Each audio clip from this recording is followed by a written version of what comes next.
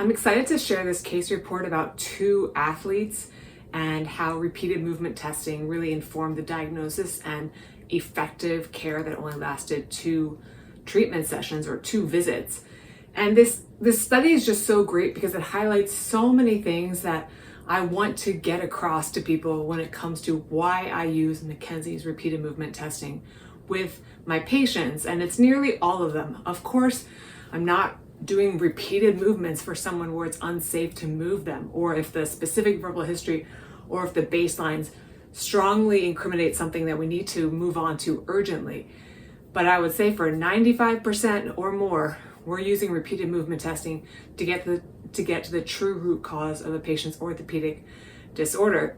So this study was published in 2016 in the International Journal of Sports Physical Therapy, performed by Stephen Pheasant, a PT and PhD. I do not know about his training using McKenzie's repeated movement testing, although in these 2 scenarios it was employed very well, which is great to see. So I'm assuming he had some training.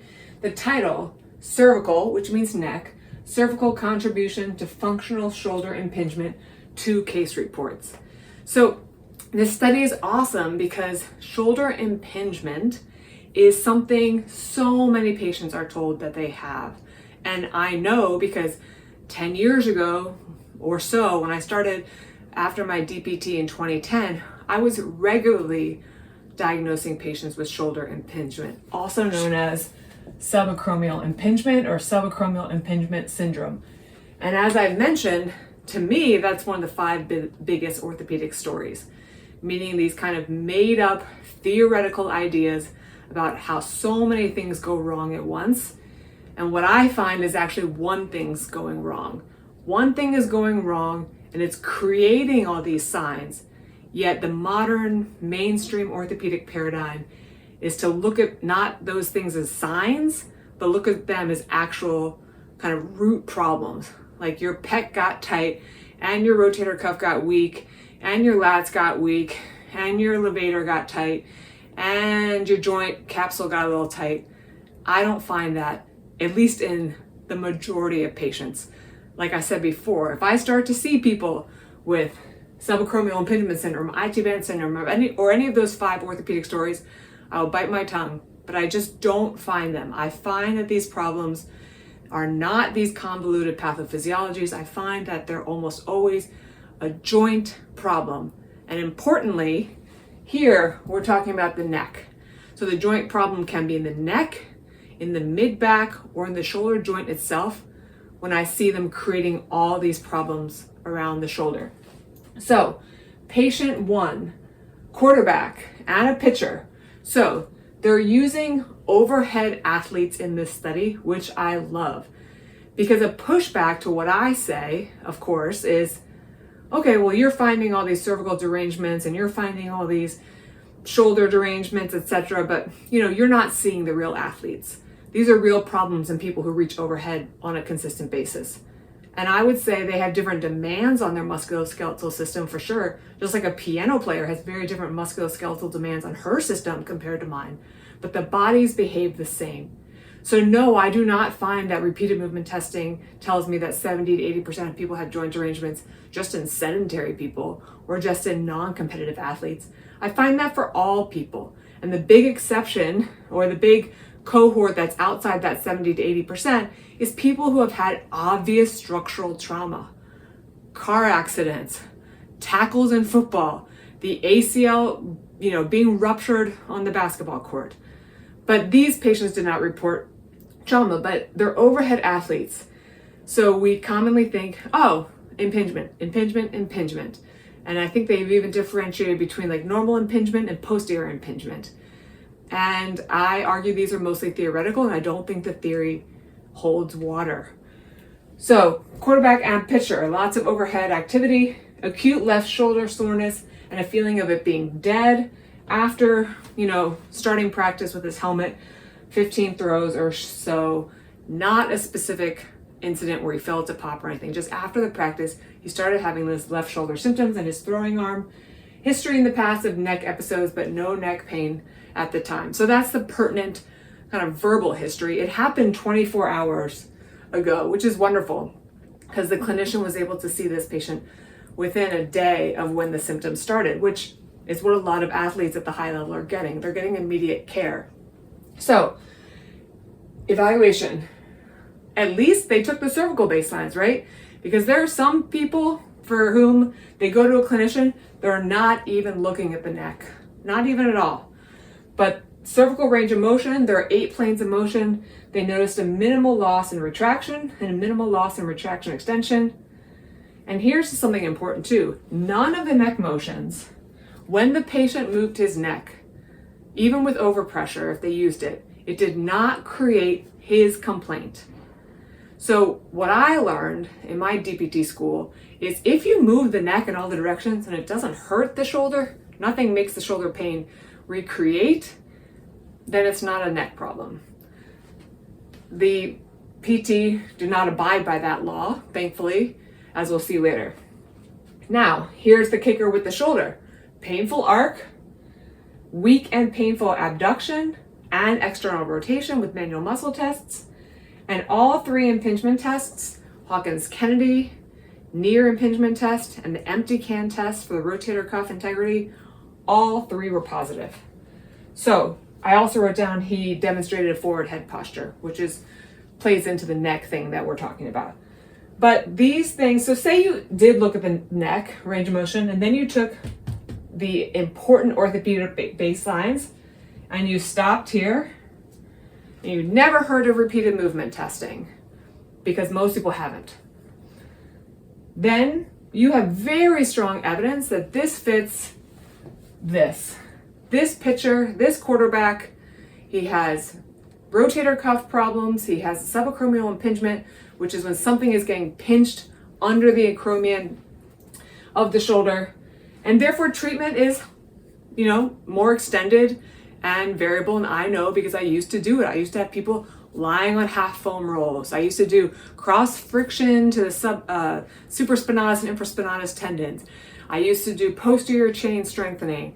I used to maybe even do some thoracic mobs. I used to do strengthening, obviously a ton of the rotator cuff, passive joint range of motion, posterior capsule stretching with the sleeper stretch. I know these interventions because I used to do them. Did some of my patients get better? Absolutely. Can I tell you why? No. And was it enough patients for me to be satisfied? No. That's why I went to all the McKenzie courses, spent all the time and money, years of my life getting good at repeated movement testing, and I continue to get better at it the more I use it today. So stopping here, if you make your diagnosis based on a verbal history and quick special tests, and these are quick orthopedic special tests, you're done. You have your diagnosis. But the PT did not stop there, thankfully. He went on to part 3, which is what I do, repeated movement testing. He had the patient do retraction, a couple sets, then retraction extension. And guess what? After he did 30 or 40 of these, he retested the baselines, which is what repeated movement testing is. Look for cause and effect. See if moving the neck in a specific direction has any impact on the symptoms and mechanics.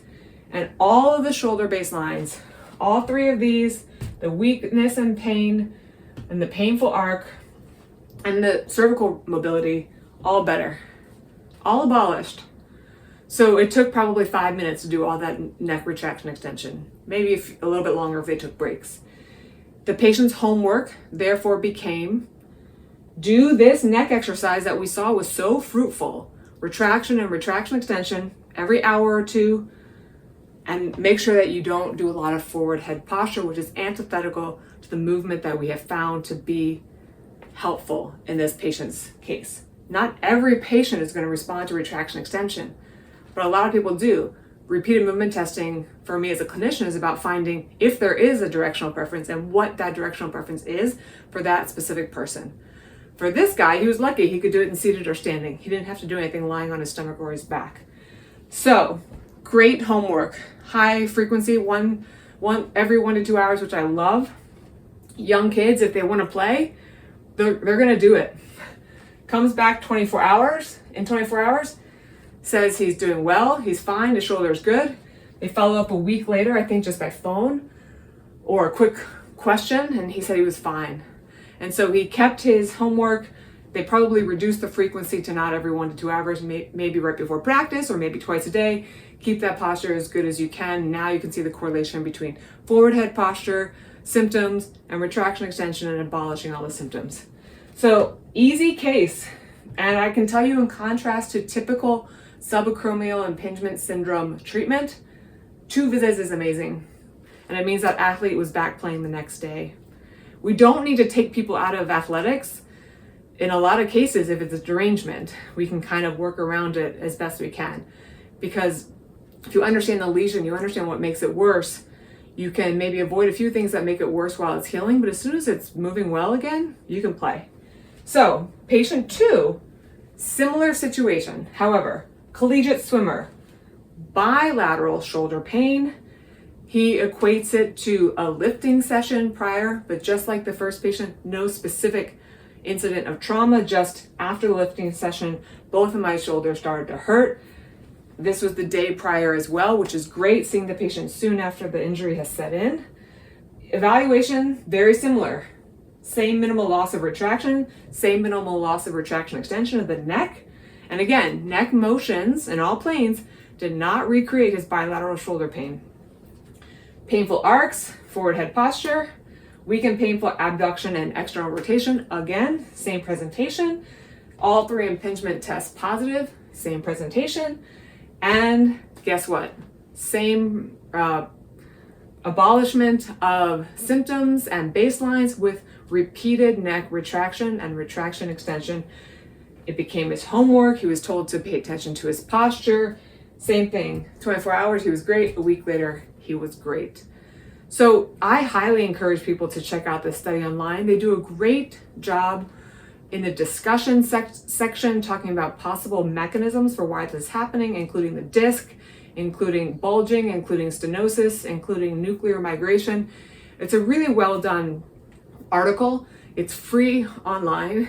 And the main takeaway I want people to understand is they might hear me finding, oh, all these people can just move their knee in a certain way or their back in a certain way. And they think to themselves, well, that's not me. I have impingement. And I'm arguing that I'm not finding these joint derangements that are mechanical problems with the joint that respond to a specific movement in addition to the impingements of the world. I'm finding them instead of the impingements of the world and the patellofemoral pain syndromes and the IT band syndromes, especially those orthopedic stories. And I think a lot of the times we're also calling these rotator cuff tendinopathies, and therefore you're in treatment hurting that rotator cuff, painful strengthening for weeks to months. This shows that in basically 2 days, even though it's a new problem, so you wouldn't expect the treatment to be super extended, in 2 days the patients were fine.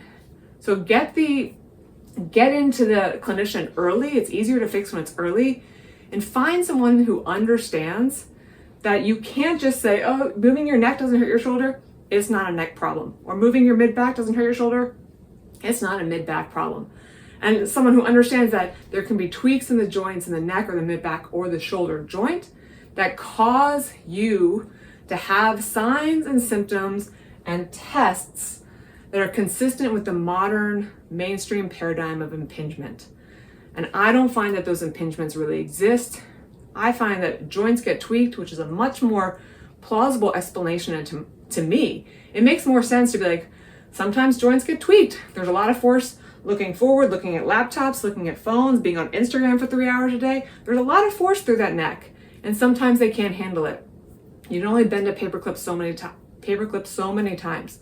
To me, it makes sense that joints get tweaked, especially when you compare it to the philosophy that, well, sometimes the bone's a little curved and the posterior muscles are weak and the anterior muscles are tight and the capsule gets tight, and then therefore the rotator cuff gets weak, and so the humeral head goes up and hits the bone. To me, that's what I learned. And when I learned about joint derangements, all that stuff didn't make quite as much sense because you can see it. It's not this kind of idea in the clouds. You see it with patients. You move them into retraction extension over 5 minutes.